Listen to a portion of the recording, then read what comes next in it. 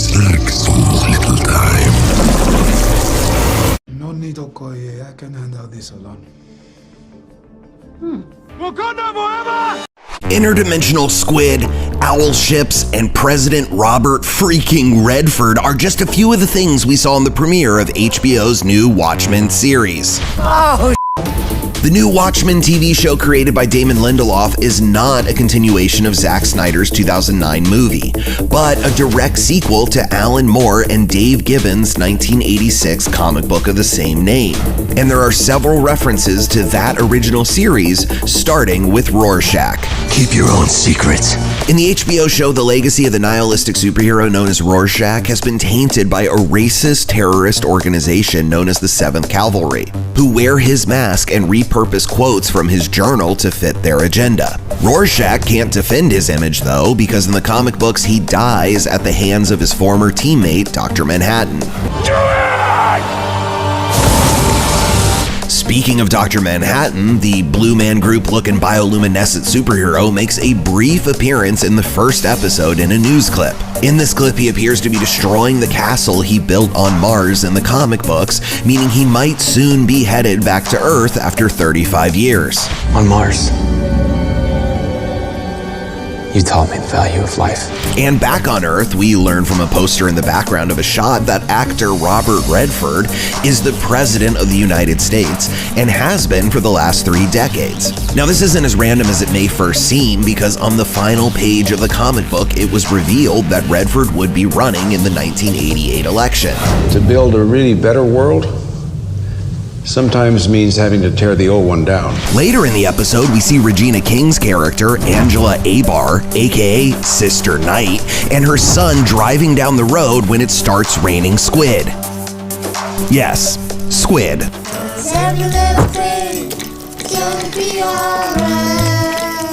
Now, this is a reference to the fake alien squid monster seen in the comics, who was created by former superhero Ozymandias to unite mankind against a single threat. This unusual storm proves that someone is keeping the lie of this alien monster alive, and it might just be Ozymandias, who it seems is being played by Jeremy Irons. It's only just begun. Speaking of old friends from the comic books, throughout the first episode there are several hints that Don Johnson's character Judd Crawford is actually the superhero Night Owl. Owls appear all around Crawford in the form of mugs, chopsticks, and animation. But the biggest clue that Crawford may be Night Owl comes during an action scene in which he helps pilot the Owl ship, which was the Night Owl's vehicle of choice. What the f***? In the shocking final scene of the episode, it's revealed that Judd has been murdered. During that scene, a drop of blood falls on his police badge, an image that mirrors the drop of blood on the smiley face pen owned by the superhero known as the Comedian. It's a joke. It's all a joke. The murder of the Comedian is what kicks off the comics, and if Judd is in fact Night Owl, then the show has begun exactly like the original series, with the death of a superhero. Tonight, a comedian died in New York.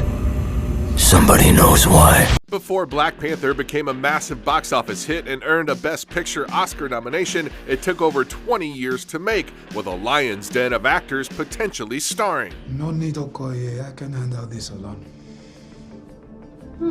Back in the mid-90s, Wesley Snipes got Marvel's blessing to bring the comic book hero to the big screen, but struggled to find the right combination of script and director. Snipes instead moved on to another Marvel property, Blade. Give my regards to Frost. A decade later, Boys in the Hood director John Singleton was attached to a version in development, with Hood's Morris Chestnut potentially playing the title role. Black Dynamite's Michael Jai White was also rumored to star, but that never got off the ground. Now can you dig it?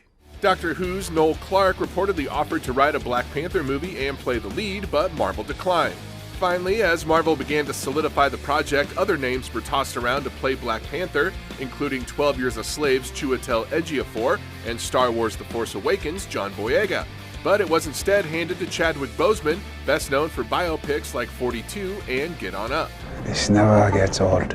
Interestingly, 3 other actors considered for Black Panther at various points in development all eventually were cast in other Marvel movies. Chaimin Hounsou, who played Korath in Guardians of the Galaxy, Adewale Akinnuoye Agbaje, who played Curse in Thor: Dark World, and Anthony Mackie, who has played Falcon in multiple movies. I do what he does, just slower. Michael B. Jordan originally auditioned for Falcon in the MCU, but he eventually was cast as Killmonger in Black Panther, beating out Conan the Barbarian's Raw Liba. I lived my entire life waiting for this moment.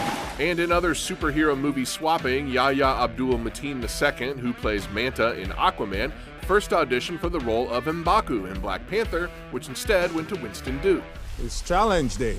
And finally, Amandla Stenberg, who earned rave reviews in The Hate U Give, has revealed she auditioned for the role of Shuri, but then took herself out of the running because she felt her biracial background wasn't true to the Black Panther story. That role then went to Letitia Wright, who, like the rest of the Black Panther cast, had a breakout year as the movie quickly became a pop culture phenomenon. Wakanda forever! Sony's Marvel Universe is a complicated corner of the film world that is just beyond the web of Disney's MCU and their friendly neighborhood Spider-Man, Tom Holland.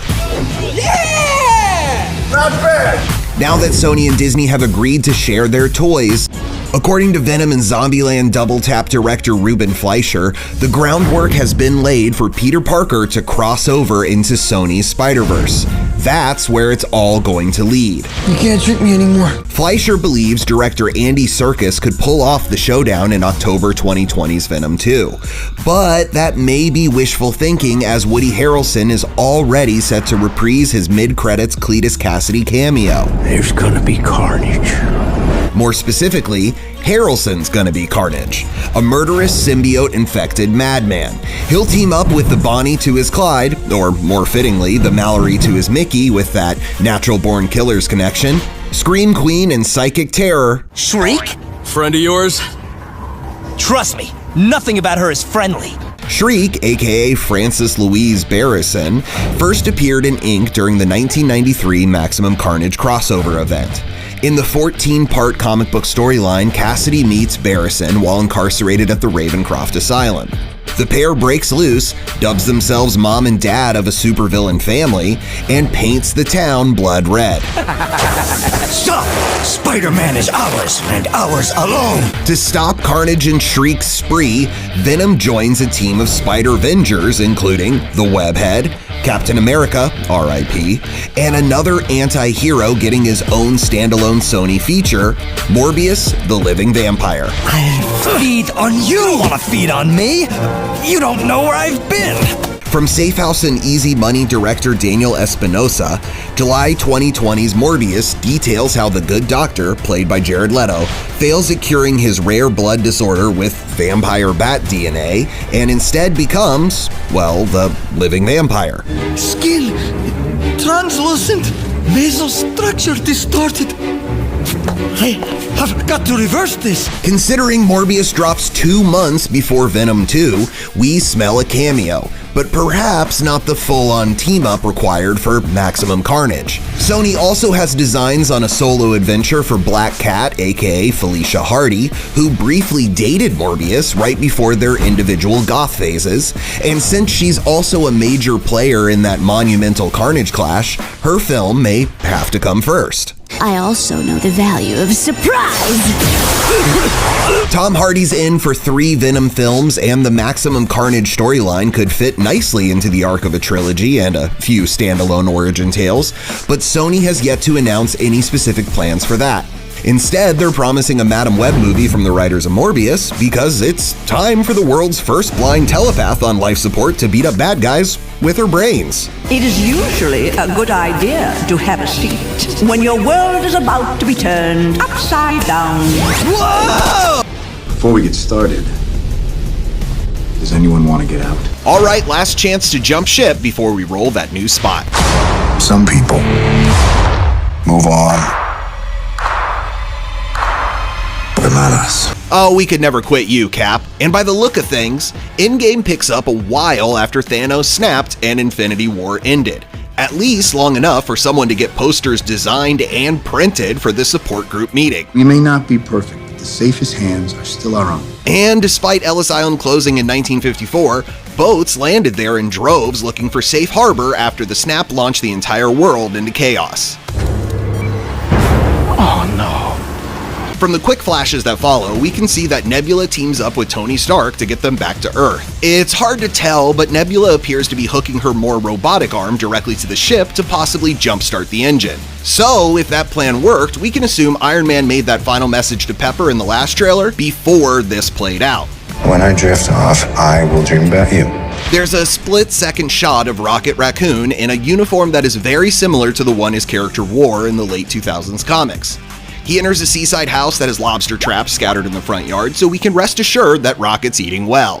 I live for the simple things. The shots speed up as Ant-Man and War Machine suit up, then Thor, with his Stormbreaker, exits a cavern in what might be Wakanda, Hawkeye, as his Ronin persona, shows just how high his new haircut can go, and Cap's shaking hand is steadied by strapping his old shield on tight.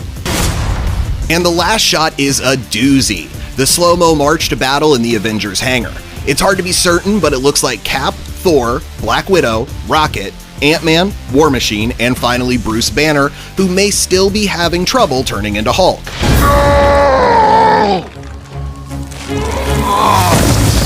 Now, many eagle eyes notice that there's a gap between person 5 and 6 that might be Marvel's way of erasing a spoiler. Cough, cough, Captain Marvel should be here, cough. Like they did for Infinity War trailers when the Hulk was used to replace Tony's Hulkbuster suit. Then why did you dress me up like Tony? Because you were naked. Okay, I'll give you that.